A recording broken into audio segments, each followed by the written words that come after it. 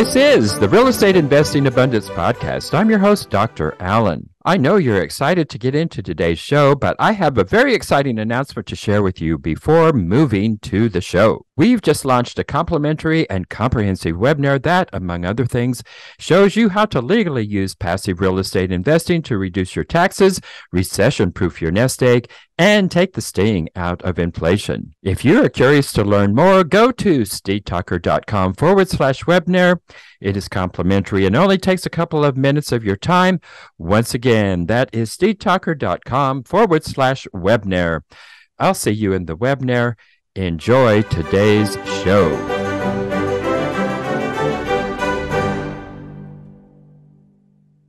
Hello, enlightened investors. Welcome back to Real Estate Investing Abundance. I'm your host, Dr. Allen, and thank you for joining us again today. As always, I am delighted to have you with us.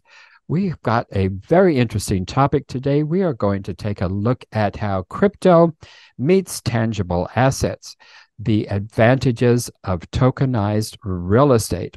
And with us today is Gven Sariol, and he is a serial entrepreneur, the CEO of ARC Wealth, and the author of the upcoming book, The Prosperity Blueprint. Gven's education platform, ARC Wealth, provides its members with tools, educational resources, knowledge, and community to securely access the world of cryptocurrency and alternative finance. Gven has helped thousands of people learn about alternative finance and creating passive income. So Gven, welcome, and take us into the show and share a memorable experience that helped you to be who you are today. Yeah, first of all, thanks for having me on, Alan. I really appreciate it. It's an honor to be here. So for me, you mentioned I am a serial entrepreneur. And so the first business that I actually started was Christmas lighting. And I remember I used to work at a hardware store from the time I was 14 until I was about 18 years old. And around the time I was 17 years old, it was Christmas time. And a woman walks into the hardware store and says, "Hey, do you guys know of anybody who can hang Christmas lights?" And I go, "Hang Christmas lights?" I go, "How much are you willing to pay to hang your Christmas lights?" She said, "I don't know, $200 or $300. And, this was back in 1997. And that was a lot of money. I was making, $4.67 an hour at that point in time. And I said, $200, lady, I'll hang your Christmas lights for you. And so it was a complete disaster, but I ended up starting a Christmas lighting business that turned out to be one of the most successful ones in Southern California. So that's kind of one of my favorite memories as an entrepreneur during my formative years.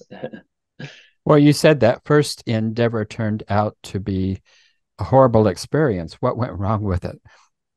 Well, so I just went out and totally winged it, and I stapled all of the lights up. And when I got to the other side of the house, and it took me 2-3 hours to do it, I asked the lady, I said, "Hey, so where's the electrical outlet?" And she goes, "Oh, it's on the other side." And I had put the two females there, so I had to pull them all down. I fell off a tree. I got a splinter of a palm tree that I still have a scar from that went into my skin. I mean, we were there for 8 hours and we still didn't get it completed, but it was a learning experience. So, well, what provoked you to continue to develop that as a business after that really horrible experience? Well, my father was a Cuban immigrant and also a serial entrepreneur. And I always saw how he never gave up. And so, I said, "Look, this is our first one. We're going to learn and we're going to keep learning." And what I ended up doing was I went around to all the competitors that had hung lights in our community. And I would go at night and I would bring a flashlight and I would see how they wired it and what kind of duct tape they used and what kind of staples and what kind of grips that they used to do that. And eventually, it took me about 2 years to really get it under my belt. But after 2 years, we were the best. We were actually even making our own icicle lights. It was really cool. So, oh, wow. Yeah. Well, interesting story there. But let's get into tokenization. So what is tokenized real estate and how does it work? and where is it going? Yeah, so tokenized real estate is essentially you're taking ownership or economic rights of a property and you're fractionalizing the tokens, some would call them shares, okay, of the property, and then you're actually selling them on the blockchain. Okay, so the blockchain is a place where it's fully transparent. You can see every single transaction since the inception of the blockchain or since the inception of a smart contract or wallet. And what ends up happening is once you acquire that tokenized real estate, you are now eligible for the economic rights, aka the rent payments, to be paid to you in crypto. And so what we've actually done, we've created a marketplace right now where you're able to do that. And every quarter, we take, if whatever particular property you own an interest in, we take the profits and we drop it into what's called a smart contract. And that smart contract divvies all of the money up amongst the investors in the form of cryptocurrencies called stable coins. And stable coins are cryptocurrencies that are backed 1-to-1 by the dollar. So one USDC is worth, well, can only ever be worth $1, no more, no less. It just always hangs out at that dollar price, unlike Bitcoin or Ethereum or some of the more popular cryptocurrencies. Not just that, you also have the ability to buy and sell this real estate. So it is fully liquid. So now, like, let's say, for instance, you say, listen, Gven, I'm in a jam. I need to sell this real estate like right now. And you own 10% in a property or something like that, 10% of the tokens in a property. You can now list it onto a marketplace. And just like the NASDAQ, the New York Stock Exchange, just like buying a stock or a cryptocurrency, even on, some of these exchanges such as Binance or Coinbase, you can now buy them, but in a fully decentralized manner. So in essence, you don't have to go to a centralized exchange. It's all governed by code. So you know exactly what's going on, what's being bought, and what's being sold right there on the blockchain in real time. Well, it all sounds very compelling and very interesting. How is tokenized real estate different from other blockchain currencies like Bitcoin and all of those other coins, other than the fact that it is backed dollar for dollar? Yeah, so tokenized real estate, let's say Bitcoin, right? Many argue Bitcoin is backed by the network that supports it, right? You actually have to mine these Bitcoins, which is paid through electricity and energy in some way, shape, or form, right? So some would say it's like you're actually buying energy cheaper today than you are tomorrow. Now, I don't completely buy that because it's not tangible again. And look, I buy Bitcoin. I like Bitcoin. I like the concept. I do think it's the future. But in my opinion, the best asset in the world is real estate. It's not some of these commodities. Not everybody drinks coffee. Even if you want to talk about newer ones like marijuana, not everybody smokes marijuana, right? Like these hot things, but everybody uses real estate. Everybody needs a place to stay and sleep and live. And so what the difference is these cryptos are backed and they're called securities tokens. So they're very different than the traditional cryptocurrencies. And there is a string of compliance that you have to go through in order to make sure that you're not just buying, crypto magical beans, right? Magical internet beans. So they are backed, and the title, every single legal document gets put onto the blockchain in the form of an NFT, and you're able to see every single legal aspect of this. And so that when you get into some of these real estate projects, that it is fully backed, and each one of your tokens actually does have value. Now we've done this over time, right? Every time we're able to, let's say, increase the velocity of speeding up value, like how we transfer value, things get better. Like we had the Medici back in the 16 or 1700s, where they created, certificates showing, hey, yeah, Mr. Smith has X amount of bottles of wine with us. So you can buy this certificate and know that you can trust us. Well, over time, that trust started to degrade, and now using the blockchain, but that was also a very tedious thing, right? For them back then, it was new technology. But for us now, we're like, oh my gosh, a piece of paper and I got to send it to you and all this stuff. Now you have the blockchain. I can, instead of sending some piece of paper, transferring a deed, and then receiving money in exchange for that, I can do it with a click of a button on the blockchain and exchange the value instantly. Now, some would say, like, well, I can already do that on the stock exchange and all that stuff. It does not clear instantly. It does not clear instantly, and it is not decentralized. So there is still a point where people can mess up, lie, fudge the numbers, where on the blockchain, they cannot do that. It's all there. You can see it, and you have the data to analyze. So how do we know when we are receiving a token that there is actually bottles of wine to back that up? Right. Well, these are regulated tokens, Alan. So there is a regulatory compliance that we need to abide by. And that to me was the best part, because again, like you said, anybody could come up with tokenized real estate, right? Now, is it compliant with the current regulations of the country that you're dealing with? So like for us, we have some tokenized real estate here in Panama, where I live, Panama, the country.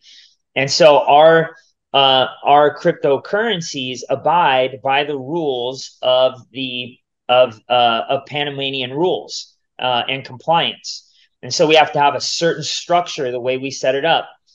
Same as the US, we haven't branched out to the US because we see a few more opportunities outside the US right now, but we will eventually. But this is the main thing here, is the compliance.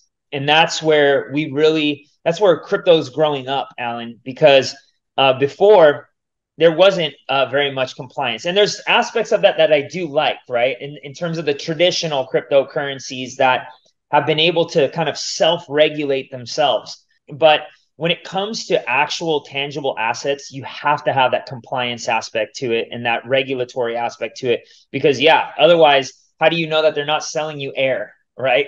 Exactly. And so that's where this is really starting to stand out, because again, like I said earlier, crypto is starting to grow up here. So when someone comes to us with a token to purchase our real estate, how do we know that that token is regulated? Yeah, so you have regulated marketplaces. Okay, so the token will not even make the marketplace unless it is fully compliant according to that country's laws, in terms of the securities laws. And so that's how you know. If the token is not compliant, it will never see the light of day onto the marketplace. I don't know if Okay. that makes sense. Yeah, I mean, it's starting to make sense here. So just take us through a scenario here. We continuously raise capital for our property acquisitions here, and we currently are not tokenizing them. So we go through that very archaic, cumbersome process to go through all of this. What is it going to take for us to go to a tokenized process of securing our real estate and securing our investors? So the first thing that you need to do is you do need to find out what country that you're dealing with. In your case, it would be the United States. So in that case, there's a certain type of entity that you would need to set it up with. And in the US, again, I haven't set one up in the US yet, but it's I believe there's a certain type of LLC that you would set it up and run it through. There are a few other companies that are doing in the US, and they've got, Delaware LLCs. I don't know what the differences are. So again, don't hold my feet to the fire on exactly what it is. But once you've got that set up, you usually have the marketplace, which runs everything through compliance. So you take the title, you make sure that the title is under that particular LLC, and then now you have the ability to tokenize the project. So now you say you're able to come up with an amount of tokens that you'd like to back the real estate with, right? So in the marketplace that we use, they only ever use 100,000 tokens just to keep things simple. So if I have, a property that's $250,000, each token is worth $2.50. Now, there's a full KYC process, and that's the part where, like, even on our side here in Panama, we have a full KYC process, AML process to make sure that we're not dealing with any bad actors, nor do we want to, right? That's just trouble coming down the line for you if you do. But once they've all been KYC'd and they're in, the only thing that the investor has to do is have those stable coins, remember those cryptocurrencies that are backed 1-to-1 by the dollar, ready. And once you launch that project, they can now come in and start buying tokens from that project. They can buy as many or as little, as long as there is enough supply there.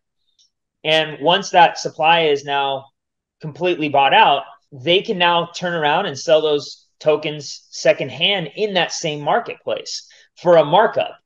Okay. Now, the investor definitely has to understand what they're buying, right? Because let's say, for instance, you have a projected ROI of 7%, and that now this initial investor goes and sells the token for 20% more. That's going to diminish your ROI because we're only going to distribute a certain amount of profit, right? The profit is what the profit is. And so you have to understand how this works, because again, you may be willing to take, instead of let's say 7% return, a 5% return, because you see that it's been paying out for a really, really long time. But now you just made an extra 20% on your tokens, even though the property may not be worth that.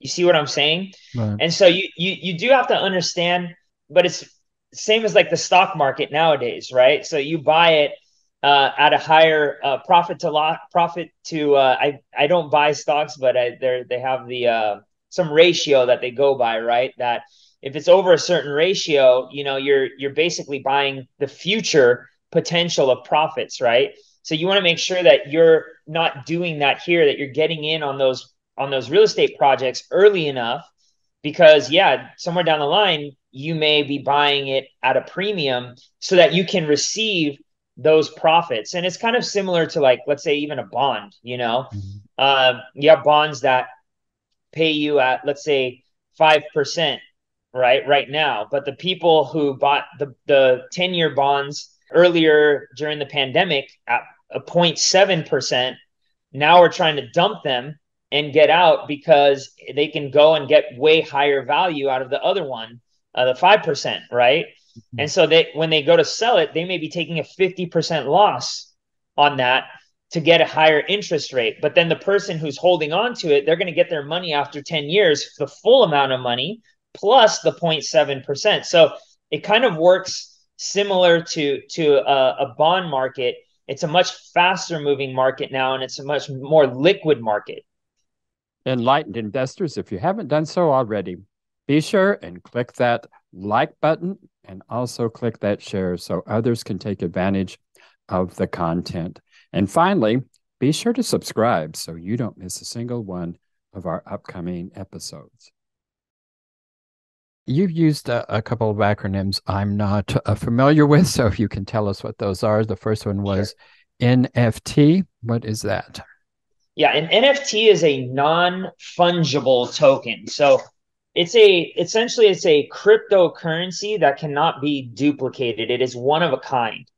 And so let's say, for instance, if I have a deed, right, to a house, I can actually use the picture to verify it on the blockchain, and it's forever ingrained into the blockchain. You cannot alter it. You cannot, move it unless you're the one that put it on. It's still always going to be up there. You can move it, but you can never alter it. It's always on there. It's irrefutable. And so they're one of a kind, as opposed to, like, let's say Bitcoin is a cryptocurrency. They've created 21 million Bitcoin. So it is fungible. You can cut it up, right? You can cut the whole ecosystem up into tokens. NFTs, you cannot do that. It is one of a kind. So you may have like a Picasso that you may want to sell, and you can actually, I guess somewhat tokenize it in a sense that it is one cryptocurrency and there will never be one like it. That's what an NFT is. Okay. And what is a KVC? Oh, KYC, you mean KYC? KYC. Okay. Sorry. Yeah, KYC is know your client. So that is a part Okay. of regulatory compliance to make sure that, again, you're not dealing with bad actors and you know who you're actually dealing with. And there is reporting to the government at the end of the year using that KYC. Okay. You got into this because you had to borrow against your own home in 2013. So how did that experience lead you to organically begin to tokenize real estate? So let's talk first, because before tokenization of real estate, I got into crypto and then into decentralized finance. And that's kind of been a progression of, well, 10 years. Okay. So I actually purchased a property in California in Dana Point. It's a nice little sleepy beach town there in Southern California. And when I purchased it, I saw that the price had gone up, and I forget how long it had been. I think it had been almost a year at that point in time, and gone up $100,000. And I got in a financial jam where I really needed like $30,000 to come up with something for one of the businesses that I had. And so I went to the bank on hands and knees and asked them, hey, can I borrow a little bit of equity here, 20,000, 30,000, can I get a home equity line of credit? And at the end of the day, it took me about 45 days to get a no. And I was like, man, you guys could have just told me, instead of going all this way, you could have told me pretty early on. And I had to put together all this paperwork and all this stuff.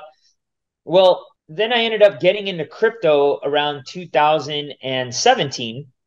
And I started learning how the transfer of value was moving. But it wasn't until 2020 that I started getting into DeFi. And that's when 2020 is when actually decentralized finance started.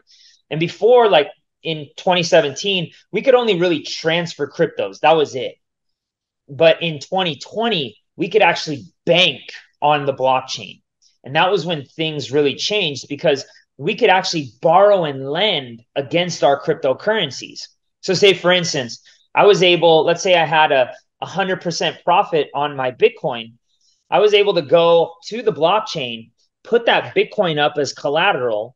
And let's say I wanted to borrow 20% against my profit of 100% and pull out, let's say $2,000. All right. I might say my profit was 10,000. I'm able to pull out $2,000 with one click. There's no underwriting. There's no nothing. Now there's risk to that. There's risk to that because if Bitcoin goes below my liquidation price, okay, I could have my entire position liquidated, or at least part of it. Usually it's part of it, not all of it. But the cool thing is, Alan, it's all run by smart contracts. So there's no person calling you. You have to really understand and know when your liquidation price is and when to add collateral if you need to. And I have had to do that before in the past. Now, fast forward to today, we're now able to take these tokenized real estate tokens and put them up as collateral in borrowing and lending protocols and borrow against them in real time. No underwriters, no nothing. And you can borrow up to 80% of your tokens. And so again, it's just the transfer of value at a much higher rate of speed. Before, it used to take 45 days and underwriting. Now it takes 1 second, a click of a button once I've made that decision. And the cryptocurrencies, the money that I borrow against, are stable coins. So those stable coins are dollars. And now I have the ability, I don't have my debit card here, but to transfer those stable coins to my debit card and start spending them in literally minutes. And so this is where people really need to start understanding how this value, this transfer of value works, because it's coming whether we like it or not. And this technology, so many people are like, oh, is crypto going to be here? Of course it is. It has to be, because stocks, gaming, art, everything is going onto the blockchain, because we can transfer this stuff faster and we can bank without having to sleep with one eye open, wondering, is my bank going to go out of business? Because again, everything is governed by contracts. And there's no rubbing elbows with the guy to give you some leniency. It's either you did a good job or you didn't, and if you didn't, you could lose money. So it's about learning how to do this stuff. Well, Gavin, this is extraordinarily interesting, and I know you have an educational platform and ways and means that can help our viewers and listeners. So tell us how we can get in touch with you. Yeah, so my company is called Arc Crypto Educational, and we've been teaching crypto since 2018. My website is arcrypto.io, and you can get a hold of us. We do have a marketplace where you can buy this tokenized real estate that we have, but we really want to make sure that we educate the people before they go to the marketplace, because they do need to understand the fundamentals of DeFi, because there are ways that you can lose your money. You're becoming your own bank, essentially. So you've got to learn the rules, and you've got to learn the boundaries that you shouldn't go outside of, because there is a wild west aspect to DeFi that people need to know about before they actually get in my opinion. And all that information is in our show notes. So let's move to our last series of questions here, Gavin. And tell us, what is one of your most difficult setbacks in life, and how did you come through that? And what did you learn from that? Yeah. So in 2018, I was diagnosed with colon cancer. And it was definitely an eye opener for me. I was a very avid cyclist and triathlete at the time when I got diagnosed. I was very fit. You would have never thought that I was the one that was gonna have to go through colon cancer. But I ended up really changing the way I looked at life and the way I was, because there was a tremendous amount of stress that I had. And in those changes, I was able to really overcome that and heal my body. I did go through the surgery, but didn't go through chemotherapy. And I attribute that to really changing my mind and my outlook, which then changed the habits that, in my opinion, led me to the cancer to begin with. And how are you putting your success as an entrepreneur to work to create universal well-being? Well, I'm doing it through education of decentralized finance. I really do believe that, not everybody's going to learn this technology, unfortunately, but I know that there's a lot of people who are eager to better their lives. And using the platform that I have, that's really where I'm making that change in the world. And Gavin, when you come to the end of your life and you lay on your deathbed, what do you look back on with your greatest sense of joy and fulfillment? For me, definitely my community and my family. Those are the two things that really do bring joy to my heart. And, we're in cryptocurrency, it's very volatile. And so there's been hard discussions I've had to have with my students. But at the same time, we've had some really enlightening discussions and some really positive wins. Now, with tokenized real estate, we're hoping to have less volatility, in our lives, and that's why we came up with it. But I really believe that those are the two things that I'll look back on and really be filled with joy when I'm on my deathbed. Well, Gavin, it's been a wonderful and enlightening conversation. Thank you so much for being with us, enlightened investors. Thank you for joining us again today. Don't forget to like, share, and subscribe. And if you've enjoyed the show today, be sure to go to your favorite podcast application and give us a rating and a review. Enlightened investors, wait, don't go just yet. I just want to remind you about our recently launched webinar that you will not want to miss. If you're at all curious and would like to learn more about how real estate investing can diversify your investment portfolio, alleviate the anxiety associated with Wall Street swings, leverage your 401ks and IRAs to substantially increase the return on your investment, and do all of this with turnkey, hands-off, passive real estate investments, then you'll want to immediately go to steedtalker.com/webinar webinar. In the webinar, we'll also address the common dubious investment schemes that you want to avoid. To access the webinar, go to stevetalker.com/webinar. I look forward to seeing you in the webinar.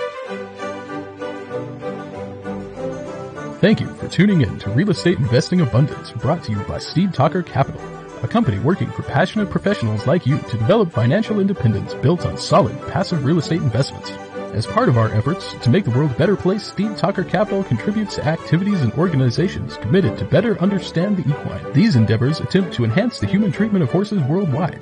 Steve Talker Capital, working for a world where all creatures, great and small, flourish abundantly. For resources to develop your financial independence, connect with us at stevetalker.com.